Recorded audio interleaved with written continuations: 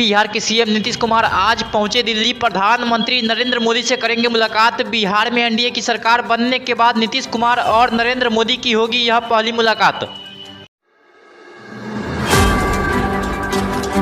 प्रधानमंत्री मोदी से मुलाकात करने के बाद गुरुवार को वापस लौटेंगे पटना नीतीश कुमार। पीएम मोदी के अलावा केंद्रीय गृह मंत्री अमित शाह और बीजेपी के राष्ट्रीय अध्यक्ष जेपी नड्डा से भी करेंगे मुलाकात।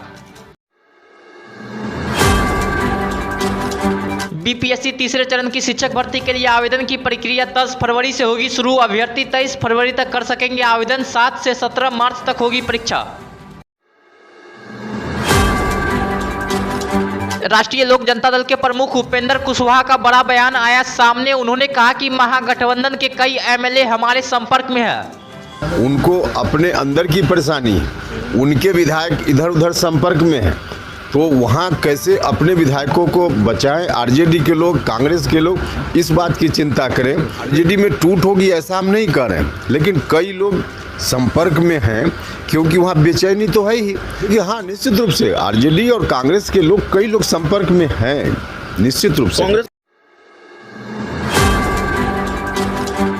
उपेंद्र कुशवाहा ने पत्रकारों से बातचीत के दौरान कहा कि एनडीए में किसी भी प्रकार की टूट नहीं है, हम सब लोग एकजुट है। 12 फरवरी को सरकार सदन में बहुमत हासिल कर लेगी।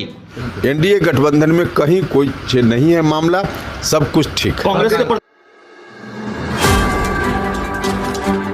बिहार विधानसभा के स्पीकर पद से इस्तीफा देने के सवाल पर अध्यक्ष अवध बिहारी चौधरी का सीधा जवाब, कहा हम अपने पद से इस्तीफा नहीं देंगे। ऐसा होगा, इस्तीफा नहीं देंगे।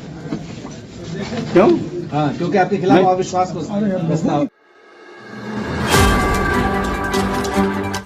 बिहार विधानसभा के स्पीकर अवध बिहारी चौधरी ने कहा कि मेरे खिलाफ जो भी अविश्वास प्रस्ताव लाया गया है उसकी मुझे जानकारी आज मिली है। हमारे पद का फैसला सदन के विधायक करेंगे। और हमें आज जानकारी मिली है कि अविश्वास प्रस्ताव मेरे ऊपर भी है। रहेंगे आसन पे रहते मतदान वाले कई कह रहे थे। कशिश नीचे करो, कशिश। उनका कहना काम है। मैं नियम को मानने वाला व्यक्ति हूं और नियमानुसार मैं चल रहा हूं।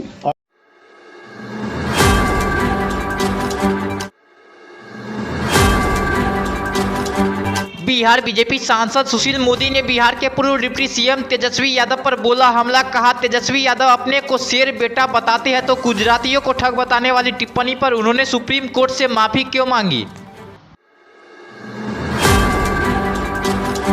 लालू यादव के खिलाफ बयानबाजी करना आरजेडी एमएलसी रामबली सिंह को पड़ गया भारी। रामबली सिंह की विधान परिषद की सदस्यता कर दी गई समाप्त।